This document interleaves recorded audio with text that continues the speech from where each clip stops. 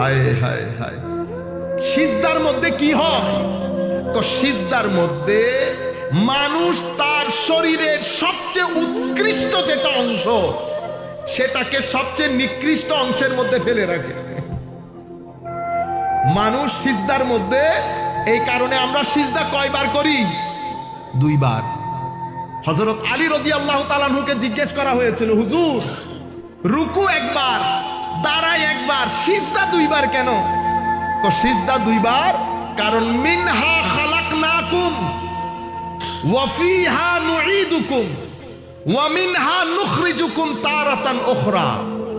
এই মাটি থেকে তোমাকে বানানো হয়েছে, এই মাটিতে তুমি আবার ফেরত যাবে, এখান থেকে তোমাকে আবার তোলা হবে। প্রথম সিজদার মাধ্যমে তুমি বলতে চাও যে এই মাটির মাধ্যমে তোমাকে সৃষ্টি করা হয়েছে। সিজদা থেকে যখন তুমি উঠে দ্বিতীয় সিজদার মধ্যে যাও, তুমি বলতে চাচ্ছ আবার তুমি এখানে ফেরত যাবে। তুমি দ্বিতীয় সিজদা থেকে উঠে জানান দিতে চাচ্ছ এখান থেকে আবার আমাকে তোলা হবে, এখান থেকে আবার আমাকে তোলা হবে। যারা সিজদা দেন, তো আমার শরীরের মধ্যে সবচেয়ে গুরুত্বপূর্ণ অংশ আমার মাথা, সেই মাথার সবচেয়ে সম্মানজনক অংশ আমার কপাল। সেই কপালকে আমি ধরতির সবচেয়ে ময়লা জায়গার মধ্যে রাখি আল্লাহর সম্মানার্থে, আল্লাহর সম্মানার্থে। এই জন্য আল্লাহ এবং বান্দা দুইজন সবচেয়ে বেশি কাছাকাছি থাকে কোন অবস্থায়? সিজদার অবস্থায়। কিন্তু সেই সিজদার মধ্যে আমরা কত জায়গায় যে পড়ে থাকি তার কোনো ঠিক নাই। হায় হায়। আমরা কেউ সিজদা করি সুবহান রাব্বিয়াল আলা 3 বার বলে ফিনিশ, কেউ বছরের পর বছর সিজদা করছি। সেই কারণে উলামায়ে কেরাম বলছেন মুসল্লি কয়েক ধরনের হয়। প্রথম ধরনের মুসল্লি মুফলিহ। তো এরা কারা? তো এরা হচ্ছে ওই সমস্ত মুসল্লি যারা নামাজের মাধ্যমে আল্লাহর নৈকট্য অর্জন করেছে, নামাজের মাধ্যমে আল্লাহর নৈকট্য অর্জন করেছে। এদেরকে বলে মুসল্লি মুকাররাব, যারা নামাজের মাধ্যমে আল্লাহর নৈকট্য অর্জন করেছে। কেন? নামাজ দেওয়াই হয়েছে আল্লাহর নৈকট্য অর্জনের জন্য, রেজা ইলাহি হাসিল করার জন্য। কারণ নামাজের মধ্যে বান্দা আল্লাহ একাকার হয়ে যায়।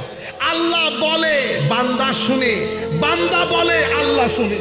বান্দা বলে সুবহানাকা, মাওলা তোমার পবিত্রতা, আল্লাহুম্মা ওয়া বিহামদিকা, তোমার প্রশংসা।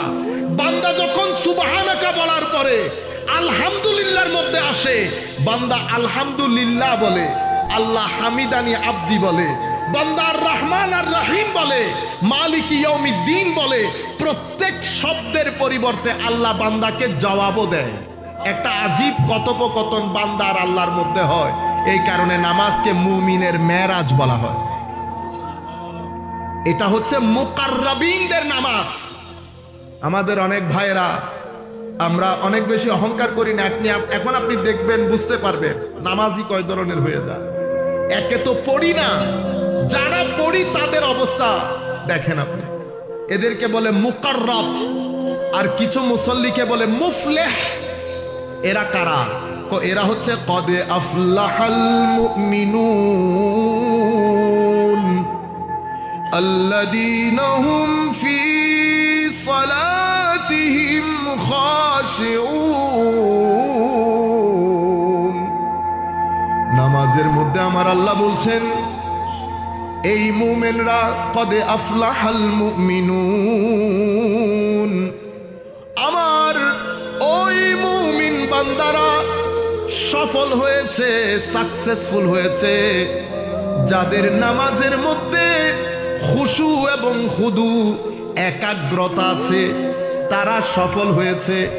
এই কারণে কিছু মুসল্লিকে বলা হয় মুসল্লি মুফলিহ, যাদের নামাজ তাদেরকে সফলতা দিয়েছে। এরা কারা? যাদের নামাজের মধ্যে তারা যখন যায় নামাজে দাঁড়াই, শরীরও যায় নামাজে থাকে, মনও যায় নামাজে থাকে।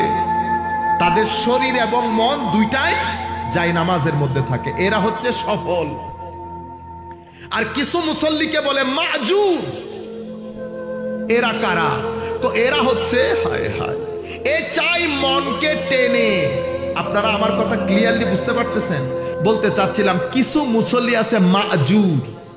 মাজুর মানি আমাদের মতো লোক, আমরা যখন দাঁড়াই মন বাইরে চলে যেতে চায়, মনকে ধরে এনে যায় নামাজে দাঁড় করে, আবার দেয় দো, আবার টেনে আনি। আজীব এক যুদ্ধ। ওয়াল্লাযীনা জাহাদু ফীনা লানাহদিয়ান্নাহুম সুবুলানা। তো যারা আমাকে পাওয়ার জন্য আমাদের রাস্তায় চেষ্টা প্রচেষ্টা করে, মুজাহাদা করে, কষ্ট করে, আমি তাদেরকে আমার পথের দিশা দিয়ে দেই। আপনি যদি চেষ্টা করেন, আমার আল্লাহ বলছে আমি পথের দিশা দিয়ে দেই। এদেরকে বলে মুসল্লি মাজুর। এরা যে টানা হেসরা করে, আমার আল্লাহ ক্ষমা করে দেন। 4 নাম্বার মুসল্লি, এরা কারা? হায়, এরা হচ্ছে মুসল্লি মাহরুম। এরা বঞ্চিত হয়ে গেছে, এরা বঞ্চিত হয়ে গেছে। কোন মুসল্লি? আমার আল্লাহ বলছেন ফাওয়াইলুল লিল মুসাল্লিন আল্লাযীনা হুম আন সালাতিহিম সাহুন আল্লাযীনা হুম ইউরাউন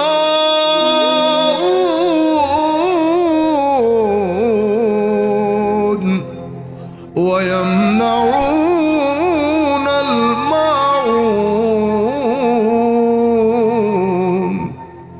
আমার আল্লাহ বলছেন সেই মুসল্লি ধ্বংসপ্রাপ্ত হোক।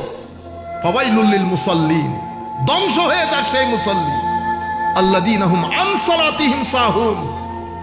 এমন মুসল্লি যারা হায় হায় হায় নামাজ গিয়ে একেবারে নামাজের আদাব, নামাজের এটিকেটস, নামাজের একটা আদাব আছে না, নামাজের রুকন আছে, রুকন আদব এটিকেটস কোনো কিছুর পরোয়া করে না।